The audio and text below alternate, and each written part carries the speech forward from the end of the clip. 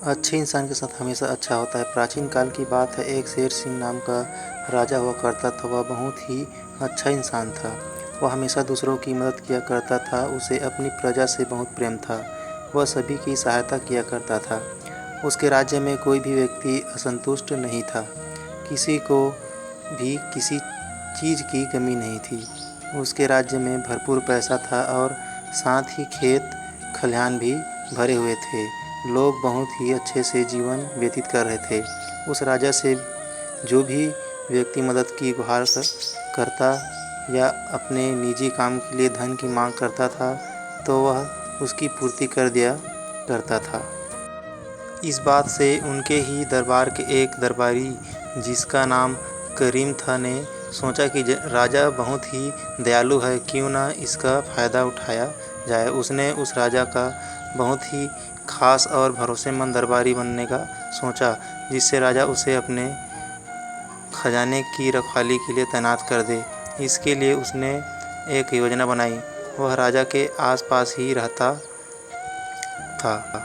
राजा शेर सिंह जो भी काम करने को बोलते वह झट से कर दिया करता था और राजा के साथ वह हर जगह जाकर उनकी मदद भी किया करता था। राजा ने एक बार उससे किसी व्यापारी के यहाँ से आए धन को तहखाने में रखने के लिए कहा और करीम ने बड़ी ही ईमानदारी से सारा का सारा धन तहखाने में रख दिया। राजा ने यह सब देखकर सोचा कि करीम मेरी हर जगह मदद करता है और साथ ही जो भी काम मैं उसे करने देता हूँ वह बहुत ही ईमानदारी से करता है। राजा करीम से बहुत ही प्रभावित होने लगे थे।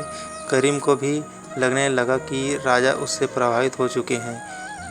यही उसकी योजना थी कि ऐसा करने से राजा उसे जल्दी ही अपने खजाने का रखवाला बना देंगे। राजा ने करीम को बुलाया। करीम मन ही मन बहुत खुश हो रहा था कि अब बस राजा उसे अपने खजाने का रखवाला बनाने की बोलने ही वाले हैं। यह सोचते सोचते वह राजा के पास पहुंचा। राजा ने उसे कहा, करीम तुम अपने काम में बहुत ही ईमानदार हो। मैं तुमसे बहुत प्रभावित हुआ हूँ और मैं तुम्हें अपने खजाने की रखवाली करने के लिए तैनात करता हूँ। यह सुनकर करीम खुशी से फूला नहीं समा रहा था। उसने यह स्वीकार कर लिया और वह खजाने का रखवाला बन गया। रखवाला बनने के बाद कुछ समय तक उसने अपना काम बहुत ही ईमानदारी से किया, जिससे राजा को उस पर और भी ज़्यादा भरोसा हो जाए। फिर उसके बाद उसने खजाने में घोटाला करना शुरू कर दिया। एक के बाद एक घोटाले करता चला गया, जिससे खजाने में बहुत ज़्यादा नुकसान होने लगा था। किंतु राजा को करीम पर पूरा भरोसा था। उसे लगा कि कोई और है जो उसके खजाने में घोटाला कर रहा है। उसने अपने सैनिकों से इस घोटाले के बारे में पता लगाने को कहा। सभी लोग उस घोटाले करने वाले आदमी को खोजने लगे। फिर खोजते खोजते कुछ दिनों बाद यह पता चला कि यह सब घोटाला कोई और नहीं बल्कि करीम ही कर रहा था। राजा ने करीम को दरबार में बुलाया और उसे कहा, तुम बहुत ही बेईमान निकले और तुमने मेरा भरोसा तोड़ा है। तुम्हें दंड अवश्य दिया जाएगा। ऐसा कहकर राजा ने उसे महल से निकाल दिया। महल से निकाले जाने के बाद करीम ने सोचा कि अब मुझे कोई काम नहीं मिलेगा और यह सब राजा की वजह से हुआ है। मैं राजा को मार दूंगा। ऐसा सोचते हुए उसने राजा को मारने की योजना बनाई।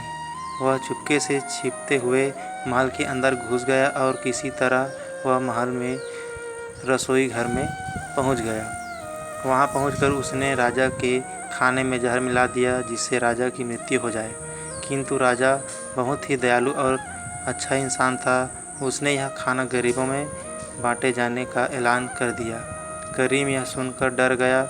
उसे लगने लगा कि मैं तो राजा को मारने चाहता हूँ, लेकिन ये खाना मासूम और गरीब लोगों को खिलाया जाने वाला है, किंतु मैं उन सब की मृत्यु नहीं होने दे सकता हूँ।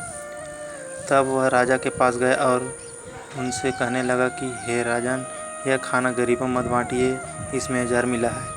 मुझे क्षमा कर दीजिए, मैं लालच में आने के कारण यह गलत कदम उठा बैठा। इस तरह राजा के अच्छे स्वभाव के कारण उनकी जान भी बच गई और करीम भी उनके इस आचरण से बहुत प्रभावित हुआ और उसने राजा के दिखाए गए रास्ते पर चलने का फैसला किया।